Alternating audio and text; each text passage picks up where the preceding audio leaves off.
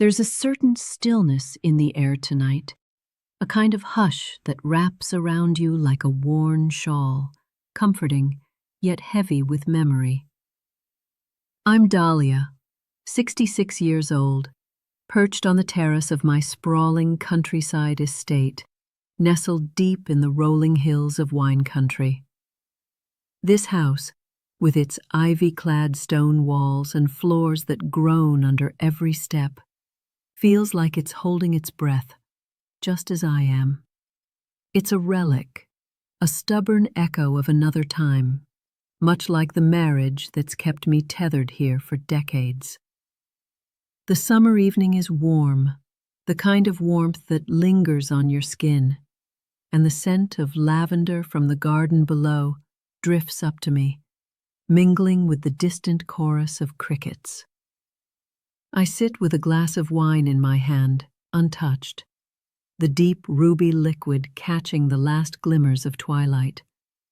I've never been much for drinking, not like Victor, but I hold it anyway, as if it might anchor me to something I can't quite name. There's a quiet ache in this moment, a melancholy that's settled into my bones over the years, born of routine and the unspoken distances that stretch between two people who've shared a life, but not always a heart. Victor, my husband, is a man carved from the same unyielding stone as this house.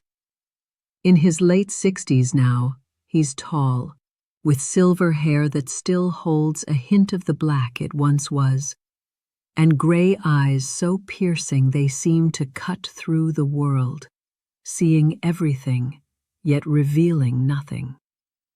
He commands respect without ever raising his voice, a quiet authority that's as much a part of him as the soil of this land. His life, his true passion, lies in his wine collection, an obsession that's consumed him for as long as I've known him. Beneath our home, down a narrow set of stone steps, is his cellar, a cavernous, sacred space he guards with a reverence I've never fully understood. He rarely lets anyone in, not even me, his wife of over 40 years.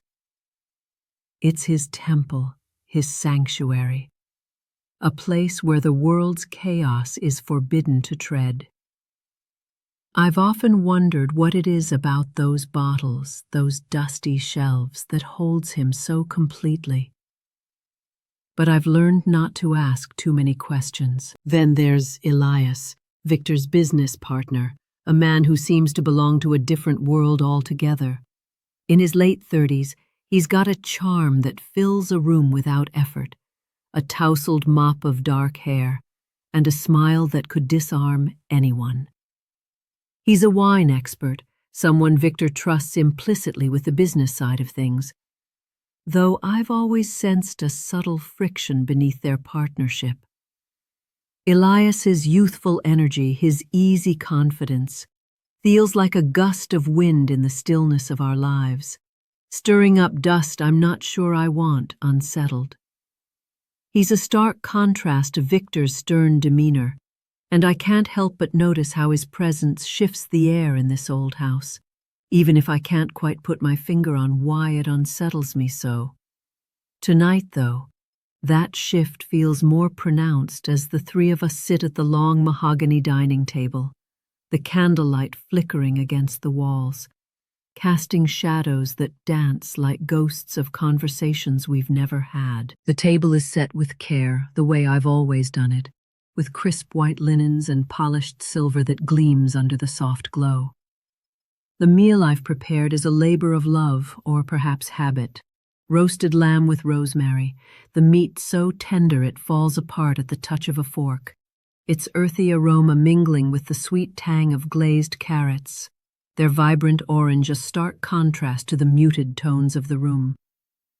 For dessert, there's a rich chocolate torte, its glossy surface dusted with powdered sugar, a decadent end to an evening that feels heavier than it should. Victor sits at the head of the table as he always does, his posture rigid, his words measured, as he speaks of a rare vintage he recently acquired. His voice is low, almost reverent, as if the wine itself is a living thing deserving of worship. I watch him, noting the way his long fingers curl around the stem of his glass, the way his gray eyes seem to look past us, lost in some private thought I'll never be privy to. Across from him, Elias is a burst of life, his laughter spilling out easily, filling the room with a warmth that feels almost foreign in this house.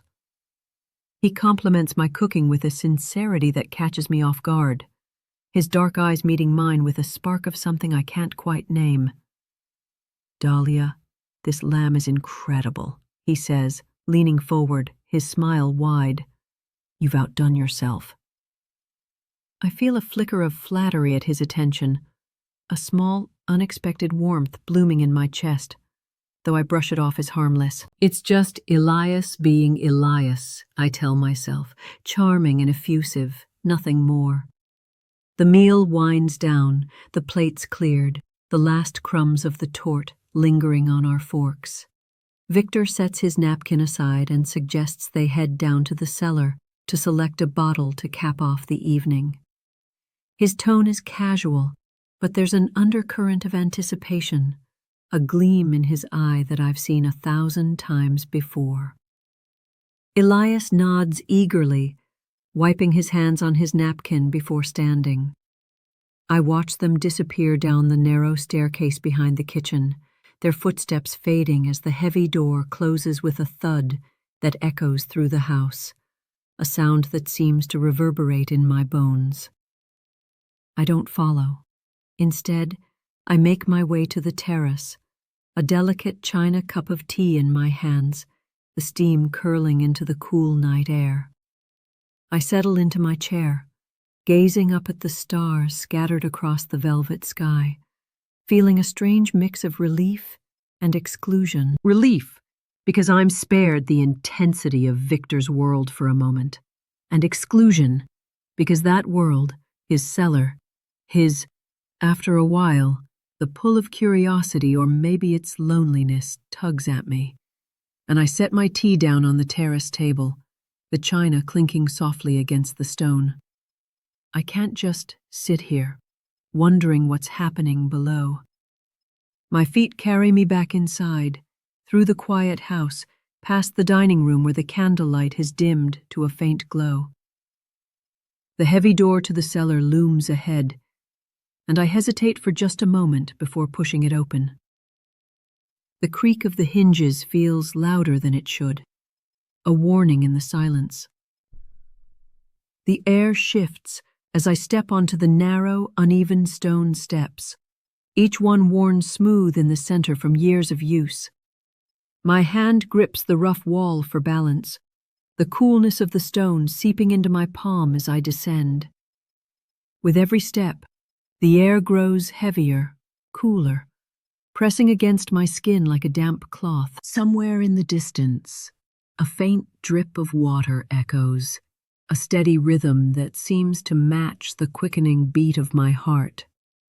The darkness thickens as I go deeper, the faint light from above barely reaching down here, and I can't shake the feeling that I'm stepping into something forbidden, a place I've rarely been allowed to tread. The staircase finally opens into a vast, dimly lit chamber, and I pause, taking it all in.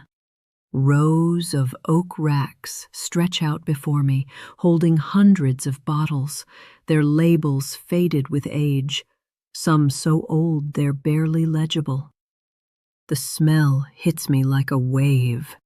Earth, ancient wood, and the sharp tang of fermented grapes, a scent so potent it almost feels alive. My eyes adjust to the low light, flickering from a single bulb hanging in the center of the room, casting long shadows that dance across the stone walls. In the middle of the space sits an old wooden table, scarred and worn, its surface etched with the marks of time. Surrounding it are barrels, their dark wood gleaming faintly, looking as if they've stood here for centuries, silent witnesses to secrets I can't begin to imagine. I see Elias near the racks, his silhouette sharp against the dim glow, and he turns as he hears my footsteps. He gestures to the rows of bottles with a practiced ease, his voice carrying across the chamber as he explains how the collection is organized, by vintage, by region, by something else I don't quite catch. But I'm barely listening. The intimacy of this space, the way the shadows seem to close in around us, wraps around me like a cloak. It feels too close, too personal, as if the walls themselves are pressing in, watching. We stand near the table now, the rough wood under my fingertips as I trace a deep scratch absent-mindedly. Elias steps closer, his presence suddenly overwhelming in the confined air of the cellar. His voice drops to a whisper, intimate and heavy, as he points to a particular bottle on the rack nearest us. "Victor wanted you to taste something special," he says, but there's a weight to his words that feels like it's meant just for me, not for Victor, not for anyone else. My breath catches, confusion swirling in my mind, but before I can sort through it, his hand brushes against my cheek. The touch lingers, warm and deliberate, and I freeze. My heart races, pounding so hard I'm sure he can hear it in the stillness. I'm torn, caught between the shock of it and a rush of something I haven't felt in years, something raw, something alive. I don't step back. I don't move at all. And then his lips find mine, warm and insistent, a spark that ignites a fire I didn't know was still there. His hands are decisive, pulling me closer. And in that moment of weakness, surrounded by ancient barrels and standing by this weathered table, I betray Victor. It's quick, charged with a forbidden thrill that courses through me like lightning, leaving me breathless. As it ends, I'm overwhelmed by a storm of guilt and exhilaration, the reality of what I've done crashing over me like a wave. How could I let this happen? How could I cross a line I've spent decades carefully avoiding? We pull apart, and I catch my breath, my mind a whirlwind of regret and confusion, when a shadow shifts in the corner of the cellar. My heart stops, a cold dread seizing me as I realize we're not alone. The shadow steps forward, emerging into the faint glow of the single bulb overhead, and it's Victor. His tall frame looms in the dim light, his face unreadable, shrouded in the half-darkness. In his hands, he holds a bottle of wine, the glass catching the weak light, glinting like a shard of something dangerous. I can't move, can't speak as the silence stretches between us, heavy and suffocating, pressing down on me like the weight of the earth above. It's as if time itself has frozen, trapping me in this moment of reckoning. I wait, braced for his reaction, my mind racing with 1,000 panicked thoughts. Does he know? Did he see what just happened? Did he witness the betrayal that unfolded mere seconds ago in his sacred space? I search his shadowed features for any sign of anger, of hurt, of accusation, but there's nothing I can grasp. My stomach churns, the guilt I felt moments ago now a living thing clawing at my insides. I expect a storm, a torrent of words or a cold, cutting glare, but instead, Victor moves with a slow, deliberate grace. He steps closer to the scarred wooden table in the center of the room, his boots echoing softly against the stone floor, and places the bottle down with a soft, deliberate clink that seems to reverberate through the cavernous space.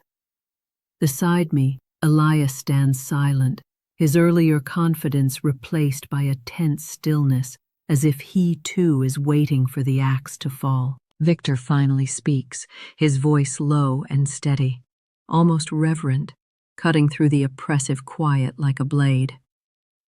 "This wine only opens in the presence of risk," he says, his words hanging in the air, cryptic and heavy with meaning I can't quite grasp.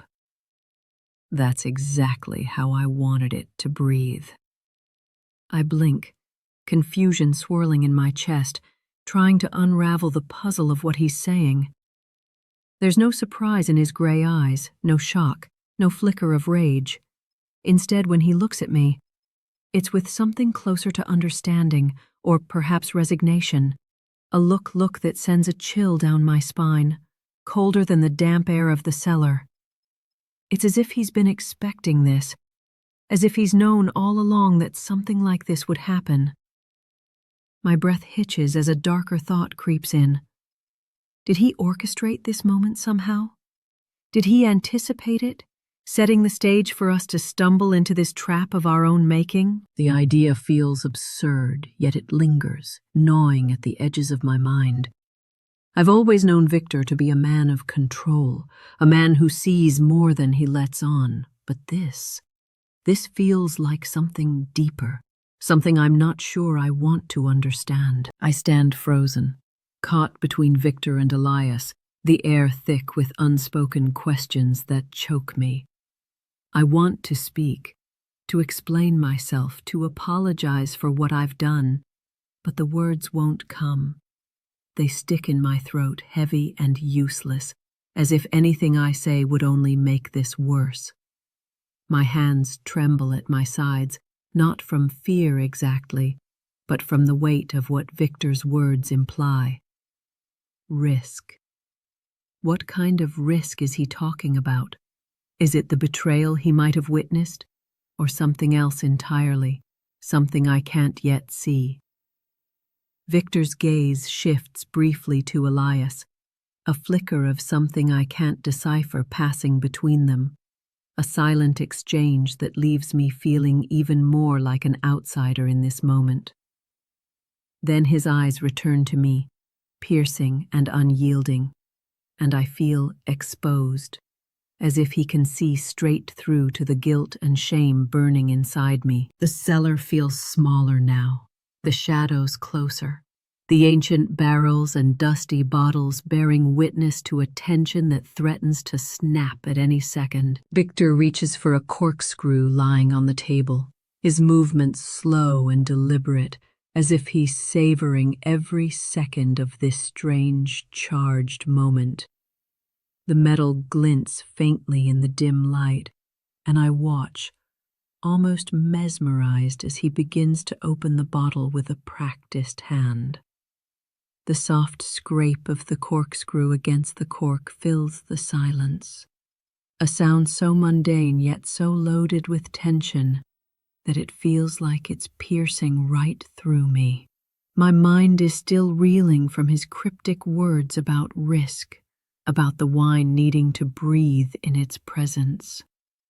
What does he mean? What game is he playing? I can't shake the feeling that I'm a piece on a chessboard I didn't even know I was playing on. The cork pops free with a quiet, hollow sound, and Victor sets it aside, his gray eyes lifting to meet mine again. There's something in his gaze now, something I can't quite place. Curiosity, perhaps, or a challenge. He gestures to the 3 glasses on the table, their crystal surfaces catching the faint light, and pours the deep red liquid with a steady hand. The wine flows like blood, rich and dark, pooling in the glasses with a weight that seems to mirror the heaviness in my chest. "Sit," he says simply, his voice calm, almost detached, as if we're not standing on the precipice of something that could shatter everything. I hesitate, my legs feeling unsteady beneath me, but I lower myself into one of the old wooden chairs, the rough surface creaking under my weight. Elias follows suit, his movements stiff, his usual ease replaced by a wariness that mirrors my own. Victor takes his place at the head of the table, as he always does, and slides a glass toward each of us. I stare at mine, the ruby liquid shimmering like a dark mirror, reflecting the turmoil I can't seem to voice. My fingers tremble as I wrap them around the stem, the cool glass grounding me even as my thoughts spiral. Victor raises his own glass, his eyes never leaving mine, and there's a moment, a heartbeat, where I think he's going to toast to something, to us, to this twisted moment. But he doesn't. Instead, he speaks, his voice low and measured, cutting through the haze of my confusion like a knife. "I knew this could happen, Dahlia," he says, and the words hit me like a physical blow, stealing the breath from my lungs. "I saw the way Elias looked at you during dinner, the way his smiles lingered, the way you noticed. I saw the little sparks, the ones you thought were hidden, flickering in the candlelight." My grip tightens on the glass, my knuckles whitening as his words sink in. He knew. He saw. My mind races back to those moments at the table, the fleeting glances, the warmth of Elias's compliments, the way I dismissed it all as harmless. But Victor saw through it, saw through me. He continues, his tone still eerily calm, as if he's discussing the weather and not the unraveling of our marriage. "I sent Elias down here with you, not for a bottle, not for some trivial errand. I sent him as a test, or maybe a release. After all these years, after decades of preserving what we had, I needed to know if you still had it in you. Passion, risk, the kind of fire that doesn't care about consequences, even if it meant betrayal." I'm stunned, my glass trembling in my hand so badly I'm afraid I might drop it. The wine sloshes slightly, a tiny wave of red against the crystal, and I can't tear my eyes away from it, as if staring at it will somehow make sense of what I've just heard. He let this happen. He wanted it to happen, or at least wanted to see if it would. My chest tightens, a mix of emotions crashing over me like a tidal wave. Anger at being manipulated, humiliation at being so transparent, and, strangest of all, a flicker of relief that I'm not the only one who's been hiding something. I force myself to look up at him, to meet those piercing gray eyes, and I see no anger there, no condemnation, just a quiet, almost clinical curiosity, as if I'm an experiment he's been observing for far too long. "How could you do this to me?" I finally manage to whisper, my voice barely audible, cracking under the weight of everything I'm feeling. But Victor doesn't answer right away. He just watches me, his expression as unreadable as ever, the glass in his hand steady while mine shakes. The silence stretches on, heavy and suffocating, until I can't bear it anymore. I set the glass down with a clumsy clink, the sound jarring in the stillness of the cellar, and push myself up from the chair. I need air, space, anything to escape the intensity of his gaze and the bitter taste of his words. Without looking at either of them, I turn and make my way back to the stone steps, my footsteps uneven as I climb out of that oppressive darkness, leaving the weight of that moment behind me, or at least trying to. Days have passed since that night, and a strange, uneasy truce has settled over our home like a thin layer of dust you can't quite wipe away.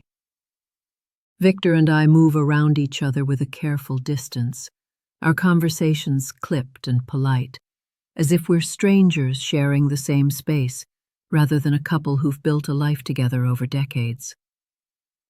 We don't speak of what happened down there. Not a word about Elias or the betrayal or Victor's chilling admission. But there's a shift between us, a quiet acknowledgement of the truths we've uncovered, like a crack in a foundation that you can't see but know is there, weakening everything it holds up.